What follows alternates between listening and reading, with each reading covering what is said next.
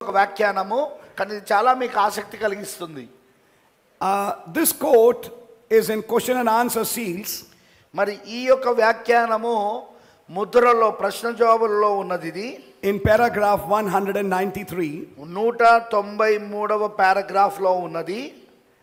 Hell was created. I'll read it for you. Yeah. Hell was created for the devil and his angels. నరకమనున్నది అపవాది కొరకును మరి అతని దూతల కొరకును అది సృజించబడినది. For the Antichrist and his people, that was the devil, incarnate devil. క్రీస్తు విరోధి కొరకును మరియు అతని జనుల కొరకును సృష్టించబడినది. అది ఏ దయ్యం, శరీర అవతారంలో ఉన్న అపవాది. It was created for that to destroy. అది నశించబడుటకు సృష్టించబడినది. And anything that had anything, there's only one thing at all. Out of everything, there is the whole world and everything else. మరియు ఏదైనాను అది గనుక ఏదైనాను అక్కడున్న సమస్త కార్యములలో సమస్త ప్రపంచంలో ఉన్న సమస్త కార్యములో ఒకే ఒకటి నిత్యమైనది. There's only one thing eternal. ఒకే ఒకటి నిత్యమైనది, and that's God. మరి అది దేవుడే. Before there was an atom or electrons, or before there was even cosmic light, electrons or anything, he was God. He's a creator.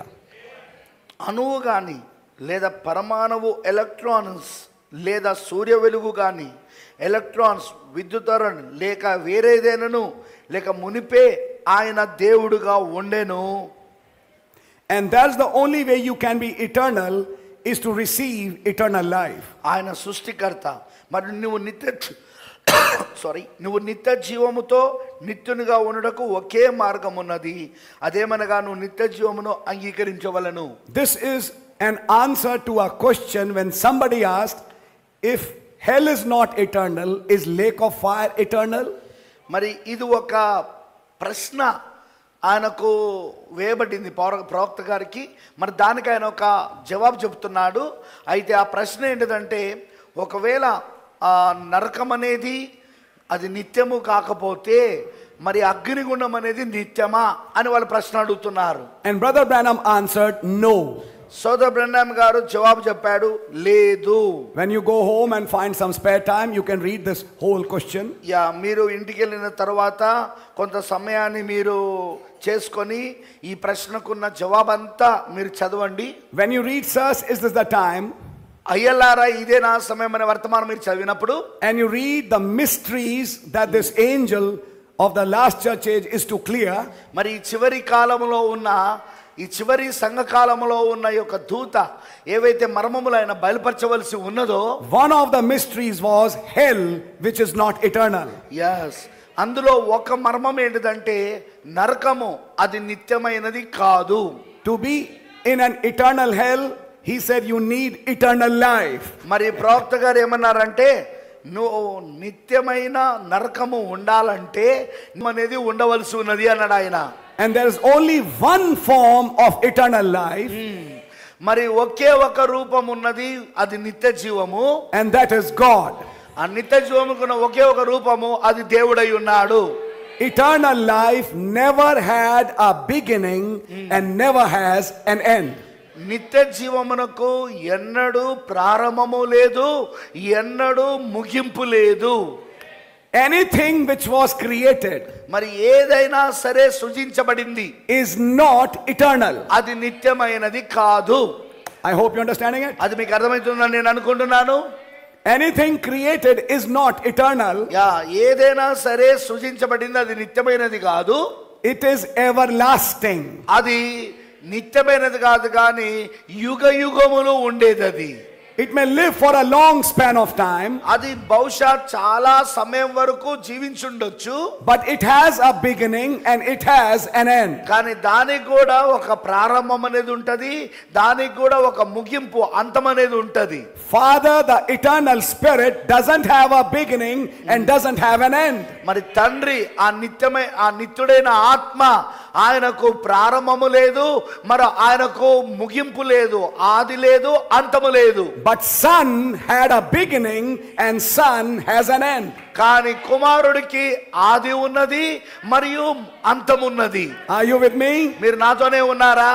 We need to understand these things. ఈ కార్యములను మనం అర్థం చేసుకోవాల్సిన అవసరత ఉన్నది. And then the prophet answered this question. తరువాత ఈ ప్రశ్నకు ప్రవక్త జవాబు చెప్పాడు. Why do you have eternal life? నీకెందుకు నిత్య జీవము ఉన్నది? It's not because you receive it today. అది ఈ రోజు నువ్వు పొందుకున్నందుకు కాదు, కానీ You were always there. నువ్వు ఎల్లప్పుడూ అందులో ఉన్నావు. The baptism of Holy Ghost never came to give you eternal life. పరిశుద్ధాత్మ యొక్క బాప్తిస్మము ఎన్నడూ నీకు నిత్య జీవం ఇవ్వడానికి రాలేదు. The baptism of Holy Ghost was given to you to make you recognize that you are always His Son. You are always eternal. పరిశుద్ధాత్మ యొక్క బాప్తిస్మం అనేది నీకు ఇవ్వబడినది ఏంటిదంటే, నువ్వు ఎల్లప్పుడూ ఆయన కుమారుడవని, ఎల్లప్పుడూ నువ్వు నిత్యుడవై ఉన్నావని గుర్తించడానికి ఇవ్వబడినది. There is nothing like this, brother. Have you received eternal life? There is nothing like have you received eternal life? అది ఇలాంటి ఒకటి ఏది లేదండి. అదేంటిదంటే, సోదరుడా నువ్వు నిత్య జీవాన్ని పొందుకున్నావా? No, you never receive eternal life. లేదు, నువ్వెన్నడూ నిత్య జీవాన్ని పొందుకోలేదు. You always had eternal life. నీకు ఎల్లప్పుడూ నిత్య జీవం ఉన్నది. You were trapped in this body of 5 senses. నీవు 5 జ్ఞానేంద్రియాలు కలిగి ఉన్నా ఇరుకబడి ఉన్నావు నువ్వు. But you came from eternal.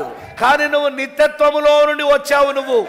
And since you came from eternal, నువ్వు నిత్యత్వములో నుండి వచ్చిన కారణాన్ని బట్టి, now as God is eternal, మరి దేవుడు నిత్యుడై ఉన్న కారణాన్ని బట్టి, and God is a spirit, మరి దేవుడు ఆత్మై ఉన్నాడు. in that spirit he had some thoughts, మరి ఆ ఆత్మలో కొన్ని ఆలోచన ఆయన కలిగి ఉన్నాడు. and as he is eternal, his thoughts are eternal. ఆయన ఎలా నిత్యుడై ఉన్నాడో ఆయనలో ఉన్న ఆలోచనలు కూడా నిత్యమై ఉన్నవి.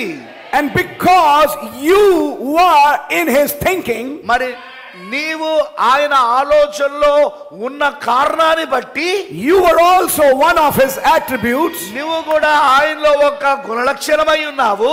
and because you were in him, since he is eternal, you are eternal. నువ్వు ఆయనలో ఉండడం కారణాన్ని బట్టి, ఆయన నిత్యుడై ఉండడం వలన నువ్వు కూడా నిత్యుడవై ఉన్నావు. Are you with me? మీరు నాతోనే ఉన్నారా? This body, flesh and blood, is not eternal. Yes. ఈ శరీరము రక్తమాంసములు ఇవి నిత్యమైనవి కావు. ఇవి it's not eternal. అది నిత్యమైనది కాదు. అది the soul with which you were born by old birth was not eternal. నీవు పాత జన్మ ద్వారా జన్మించబడిన ప్రాణం ఏదైతే ఉందో అది కూడా నిత్యమైనది కాదు. that soul had to die. ఆ ప్రాణము చనిపోవలసి ఉన్నది. the Holy Ghost fire burned that old nature. పరిశుద్ధాత్మ అగ్ని ఆ పాత స్వభావాన్ని కాల్చివేసింది. and by the process of birth, మరి ఆ జన్మ యొక్క ప్రక్రియ ద్వారా that seed which was in you, అది నీ లోపల ఉన్న విత్తనము, spiritual seed, ఆత్మ సంబంధమైన విత్తనము, grew into a spiritual new man.